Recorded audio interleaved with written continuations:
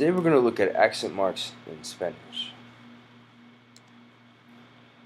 First, let's consider the arbitrary nature of pronunciation in English.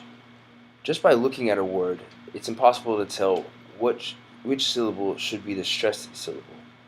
We have words that are spelled the exact same way, yet pronounced in different ways and have different meanings because of it, like content versus content.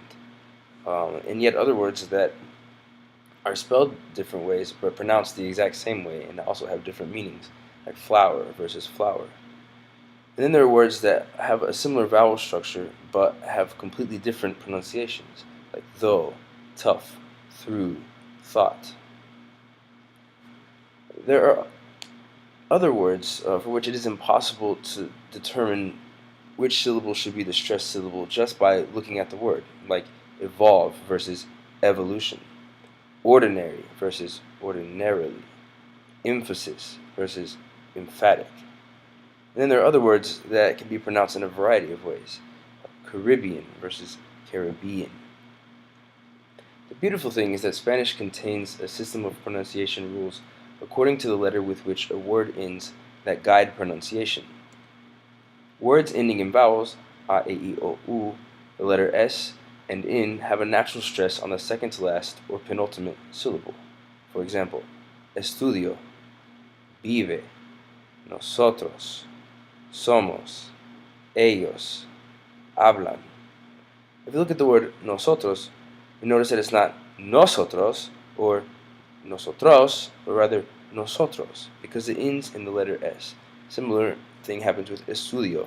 We look that it ends in a vowel, it is estudio and not estudio or estudió. Words that end in any other consonant, including the letter R, which include all verbs in their infinitive forms, have a natural stress on the last syllable. For example, hablar, comer, vivir.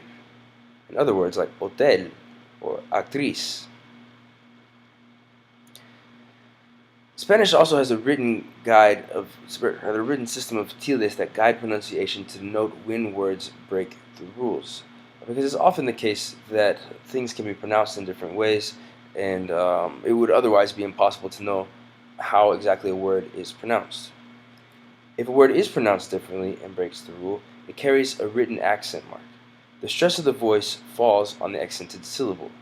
If we look at the word árbol, according to the rules previously mentioned, because it ends in an L, the natural stress of this word would be on the second syllable, árbol. But people don't say that. People say árbol, and to denote this, Spanish includes a written accent mark over it, so that you know it's el árbol. Same thing occurs with la sandía, sandía. It should be sandia if it were to not have a written accent mark. But we know that it's la sandía. Same thing with la razón, la razón. We know that it's not razón because it has a written accent mark. It makes it razón. Or same thing happens with lámpara. Otherwise, it would have a natural stress on this syllable, lámpara, but it is rather lámpara. There are other words for which writing a written accent mark changes the meaning of the word. For example, sí con acento means yes. Sí sin acento means if. Tú con acento means you, whereas tú sin acento means your. Mi con acento is a prepositional pronoun to or for me, but me without an accent mark, possessive adjective my. It also sometimes distinguishes between tenses, like yo hablo, we know is the present indicative, versus ella habló, we know is the predicate indicative. And yet other words, like te, which is a reflexive indirect and direct object pronoun meaning you, and te, which is t, or el, the, versus el, he, de, of or from, versus de, which is the command to give. We also have the pronoun sé versus the verb from el verbo saber, sé, meaning I know. There's also other times when a written accent mark might specify between other words. For example, especifico is from the verb especificar, which means to specify. Or then we have the adjective específico, which means specific. It's important also to understand the concept of el diptongo. When two adjacent vowels fall into the same syllable, they are pronounced together within that syllable. This is called el diptongo. For example, abuela or especial. Spanish contains a certain number of strong vowels and what are called weak vowels.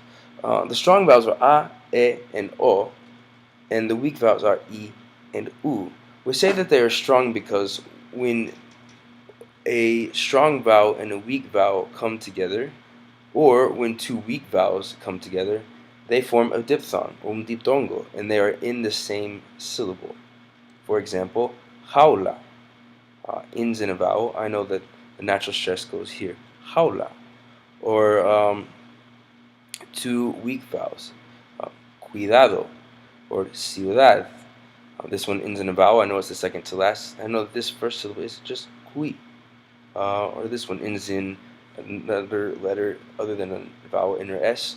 I know that the stress is on the last syllable, ciudad. However, there's another phenomenon that occurs called el hiato, which is when two adjacent vowels are pronounced in separate syllables.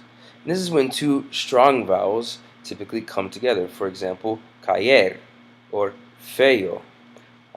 These vowels are considered strong because, as I said, when they come together, they separate into two different syllables called el hiato.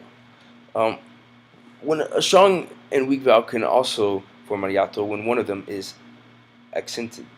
For example, baúl, meaning trunk. Or two weak vowels can do the same thing when one is accented.